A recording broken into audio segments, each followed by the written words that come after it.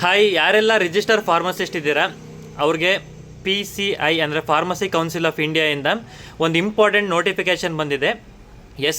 HPR registration compulsory ಮಾಡಿದ್ದಾರೆ. ಏನಿದು HPR ಅಂದರೆ ಹೆಲ್ತ್ ಕೇರ್ ಪ್ರೊಫೆಷ್ನಲ್ ರಿಜಿಸ್ಟ್ರಿ ಅಂತ. ಇದನ್ನು ಸೆಂಟ್ರಲ್ ಗೌರ್ಮೆಂಟ್ ಅವರು ಎಲ್ಲ ಹೆಲ್ತ್ ಕೇರ್ ಪ್ರೊಫೆಷ್ನಲ್ಸ್ನ ಒಂದೇ ಡಾಟಾ ಬೇಸ್ ಒಳಗೆ ತರೋದಕ್ಕೆ ಈ ಪ್ರೋಗ್ರಾಮ್ನ ಮಾಡ್ತಾ ಇದ್ದಾರೆ. ಆಲ್ರೆಡಿ ಡಾಕ್ಟರ್ಸ್ ಮತ್ತು ನರ್ಸಸ್ ರಿಜಿಸ್ಟರ್ ಆಗಿದ್ದಾರೆ, ಅವ್ರ ಡಾಟಾ ಬೇಸ್ ಕಲೆಕ್ಟ್ ಆಗಿದೆ. ಇವಾಗ ಫಾರ್ಮಸಿಸ್ಟ್ಗೆ ಈ ನೋಟಿಫಿಕೇಷನ್ ಬಂದಿದೆ.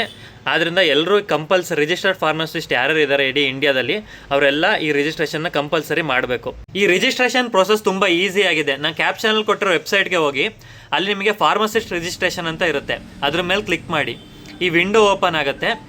ಈ ವಿಂಡೋದಲ್ಲಿ ಎಲ್ಲ ಕಾಲಮ್ನು ಫಿಲ್ ಮಾಡಿ. ಅದಾದಮೇಲೆ ನಿಮ್ಮ ರಿಜಿಸ್ಟ್ರೇಷನ್ ಸರ್ಟಿಫಿಕೇಟ್ನ ಅಪ್ಲೋಡ್ ಮಾಡಬೇಕು. ಅದು PDF ಅಲ್ಲೇ ಮಾಡಬೇಕು.